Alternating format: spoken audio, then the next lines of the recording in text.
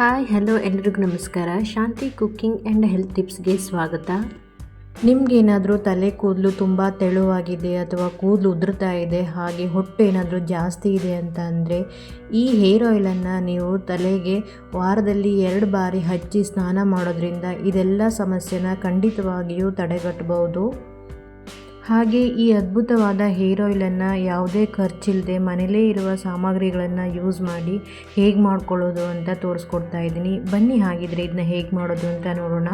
ಅದಕ್ಕಿಂತ ಮೊದಲು ಯಾರೆಲ್ಲ ನಮ್ಮ ಚಾನಲ್ನ ನೋಡ್ತಾ ಇದ್ದೀರಾ, ಪ್ಲೀಸ್ ಲೈಕ್ ಆ್ಯಂಡ್ ಸಬ್ಸ್ಕ್ರೈಬ್ ಮಾಡಿ ಆ್ಯಂಡ್ ಸಪೋರ್ಟ್ ಮಾಡಿ. ಮೊದಲಿಗೆ ನಾನಿಲ್ಲಿ ಒಂದು 100 ಗ್ರಾಮ್ ಆಗೋಷ್ಟು ಕೊಬ್ಬರಿ ಎಣ್ಣೆಯನ್ನು ಒಂದು ಪ್ಯಾನ್ಗೆ ಸೇರಿಸ್ಕೊಳ್ತಾ ಇದ್ದೀನಿ. ಗ್ಯಾಸನ್ನು ಆನ್ ಮಾಡಿ ಮೀಡಿಯಮ್ ಫ್ಲೇಮಲ್ಲಿ ಇಟ್ಕೊಳ್ಳಿ, ಜಾಸ್ತಿ ಕಾಯಿಸ್ಕೊಳ್ಳೋದು ಬೇಡ.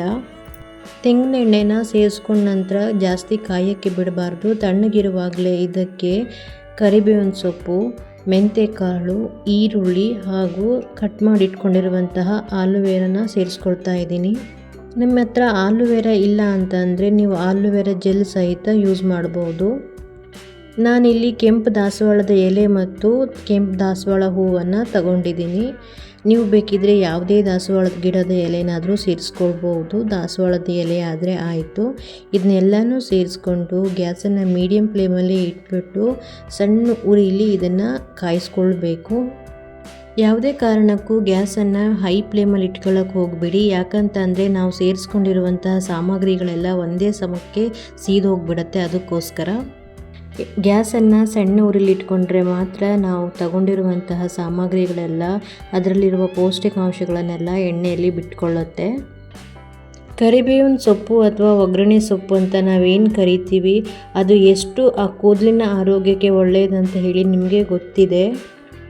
ಕರಿಬೇವಿನ ಎಲೆಯಲ್ಲಿರುವ ಪ್ರೋಟೀನ್ ಮತ್ತು ಅಮೈನೋ ಆಮ್ಲಗಳು ಕೂದಲನ್ನು ತೆಳ್ಳಗಾಗೋದನ್ನು ತಡೆದು ಕೂದಲು ಉದುರೋದನ್ನು ನಿಯಂತ್ರಣ ಮಾಡುತ್ತದೆ.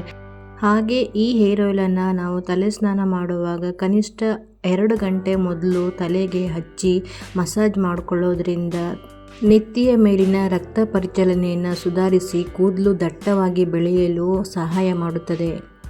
ಹಾಗೆ ದಾಸವಾಳ ಹೂವು ಮತ್ತು ಎಲೆಗಳನ್ನು ಬಳಸೋದ್ರಿಂದ ಅದರಲ್ಲಿರುವ ಪೌಷ್ಟಿಕಾಂಶಗಳು ಕೂದಲಿನ ಬೇರನ್ನು ಬಲಪಡಿಸುತ್ತದೆ.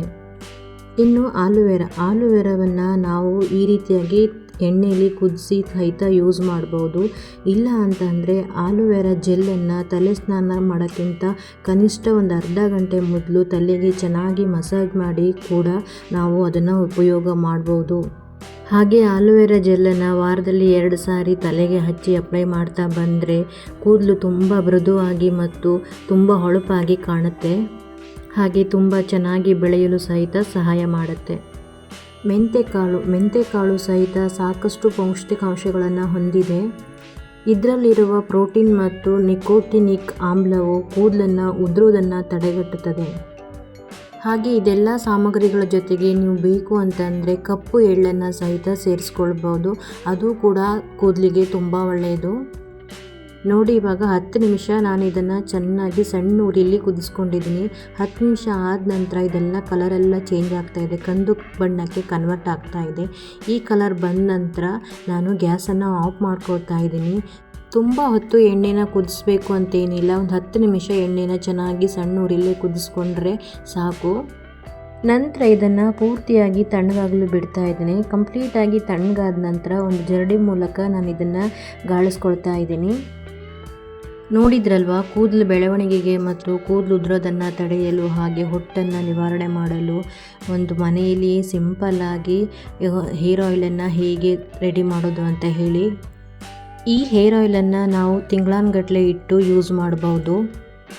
ವಾರದಲ್ಲಿ 2 ಬಾರಿ ತಲೆ ಸ್ನಾನ ಮಾಡುವಾಗ ಕನಿಷ್ಠ 2 ಗಂಟೆ ಮೊದಲು ಈ ಎಣ್ಣೆನ ಮಸಾಜ್ ಮಾಡಿ ಯೂಸ್ ಮಾಡ್ತಾ ಬಂದರೆ ವ್ಯತ್ಯಾಸನ ನೀವೇ ನೋಡ್ತೀರಾ. ಕೂದಲು ಬೆಳವಣಿಗೆಗಂತೂ ತುಂಬಾ ಸಹಾಯ ಮಾಡುತ್ತೆ. ಹೀಗೆ ಯಾವುದಾದ್ರೂ ಪ್ಲಾಸ್ಟಿಕ್ ಕಂಟೈನರ್ ಅಥವಾ ಗ್ಲಾಸ್ ಬಾಟ್ಲಲ್ಲಿ ಇದನ್ನು ಸ್ಟೋರ್ ಮಾಡಿ ಆರಾಮಾಗಿ ನಾವು ಯೂಸ್ ಮಾಡ್ಬೋದು. ನೋಡಿದ್ರಲ್ವಾ, ಕೂದಲು ಬೆಳವಣಿಗೆಗೆ ಆರೋಗ್ಯಕರವಾದ ಹೇರ್ ಆಯಿಲನ್ನು ಮನೆಯಲ್ಲಿಯೇ ಯಾವುದೇ ಖರ್ಚಿಲ್ಲದೆ ಸಿಂಪಲ್ಲಾಗಿ ಹೇಗೆ ಮಾಡ್ಕೊಳ್ಬೋದು ಅಂತ ಹೇಳಿ. ನಾನು ಮಾಡಿರೋ ಈ ವಿಡಿಯೋ ನಿಮಗೆ ಇಷ್ಟ ಆದರೆ ಈ ವಿಡಿಯೋನ ಲೈಕ್ ಆ್ಯಂಡ್ ಸಬ್ಸ್ಕ್ರೈಬ್ ಮಾಡಿ ಆ್ಯಂಡ್ ಸಪೋರ್ಟ್ ಮಾಡಿ. ಬಾಯ್, ಹ್ಯಾಪಿ ಕುಕ್ಕಿಂಗ್.